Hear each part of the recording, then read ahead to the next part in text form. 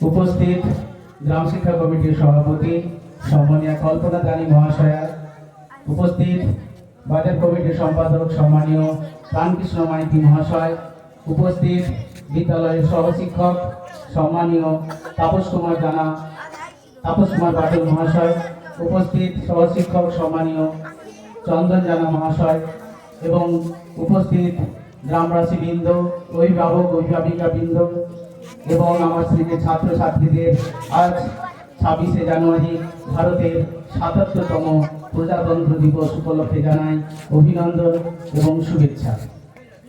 1947 সালের 15ই আগস্ট ভারতবর্ষ স্বাধীনতা লাভ করেছিল। সেই কারণে আমরা প্রতি বছর মর্যাদার সহিত 15ই আগস্ট স্বাধীনতা দিবস পালন করে থাকি। কিন্তু আজ এই 26শে জানুয়ারি আমরা কেন পালন করে থাকি, তার কারণ হচ্ছে 26শে জানুয়ারি হচ্ছে ভারতবর্ষের প্রজাতন্ত্র দিবস। এই 26শে জানুয়ারি প্রজাতন্ত্র দিবস কিভাবে হলো তার ছোট্ট করে আমি বলার চেষ্টা করছি। 1947 সালের 15ই আগস্ট ভারতবর্ষ স্বাধীন তো হয়ে গেছিল, কিন্তু স্বাধীন রাষ্ট্রকে পরিচালনা করার জন্য একটি সুষ্ঠু নিয়ম নীতি বা আইনের প্রয়োজন ছিল। সেই আইন প্রণয়নের জন্য আমাদের বিশিষ্ট আইনজ্ঞ ডক্টর বি.আর. আম্বেদকরের নেতৃত্বাধীন তৈরি হয়েছিল একটি আইন কমিটি। সেই আইন কমিটি প্রায় 2 বছর 11 মাস 18 দিন ধরে তারা আইনের খসড়া তৈরি করেছিলেন এবং ভারতবর্ষের তথা পৃথিবীর বৃহত্তম লিখিত একটি সংবিধান তৈরি হয়েছিল। এই আইনকে প্রণয়ন করা হয়েছিল 1950 সালের 26শে জানুয়ারি। এখন প্রশ্ন হচ্ছে, এই 26শে জানুয়ারি দিনটিকে কেন বেছে নেওয়া হয়েছিল? তার কারণ হচ্ছে 1930 সালের 26শে জানুয়ারি ভারতের জাতীয় কংগ্রেস ভারতবর্ষকে এটি পূর্ণ স্বরাজ দানের জন্য দিনটিকে ঘোষণা করেছিল। সেই দিনটিকে গুরুত্ব দেওয়ার জন্য, সেই দিনের গুরুত্বের মর্যাদা দেওয়ার জন্য 26শে জানুয়ারিটিকে বেছে নেওয়া হয়েছিল ভারতবর্ষের প্রজাতন্ত্র দিবস হিসাবে।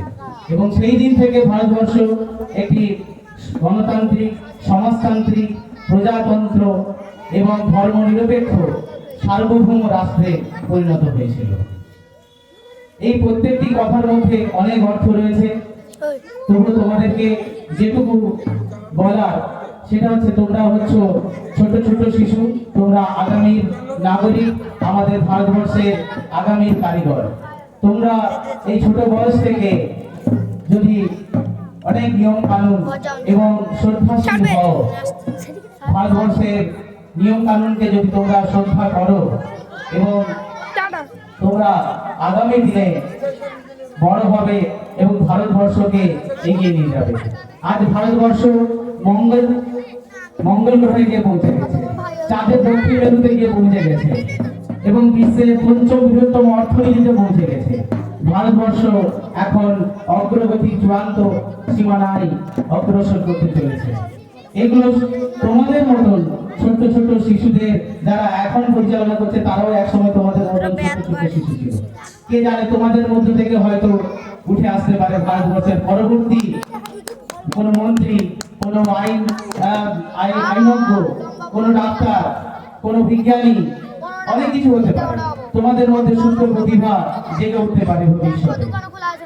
তাই তোমাদের সকলকে আজকের এই দিনে জানাই সেই শুভেচ্ছার সাথে দায়িত্ব, যে তোমাদেরকেও দায়িত্বশীল নাগরিক হতে হবে, তোমাদেরকে বড় হতে হবে, ভারতবর্ষের নিয়ম কানুন মেনে চলতে হবে, আইনকে রক্ষা করতে হবে, তবেই ভারতবর্ষ জগৎ সভায় শ্রেষ্ঠ আসন অধিকার করবে। এবং আমার বক্তব্যের শেষের দিকে আমি শুধু এইটুকুই বলতে চাই, আমাদের এই প্রজাতন্ত্র স্বাধীনতা দিবস সবকিছু যাদের রক্তের বিনিময়ে, যাদের প্রাণ বলিদানের বিনিময়ে এসেছে, সেই নেতাজি সুভাষচন্দ্র বসু, মাতঙ্গিনী হাজরা, ক্ষুদিরাম বসু, গান্ধীজি, প্রফুল্ল চাকি, সবার আত্মদানে, আত্মবলিদানে আমরা এই মহৎ দিনগুলো পেয়েছি। আমরা স্বাধীন হয়েছি, আমরা স্বাধীন রাষ্ট্রে বড় হচ্ছি, স্বাধীনভাবে মত প্রকাশ করতে পারছি। তাদেরকে জানাই অন্তরের অন্তঃস্থল থেকে শ্রদ্ধা। তোমরা বড় হও, তোমরা আগামী প্রজন্মের ভবিষ্যৎ, তোমরা দেশকে এগিয়ে নিয়ে যাও। এই বলে আমি আমার বক্তব্য শেষ করছি। ধন্যবাদ।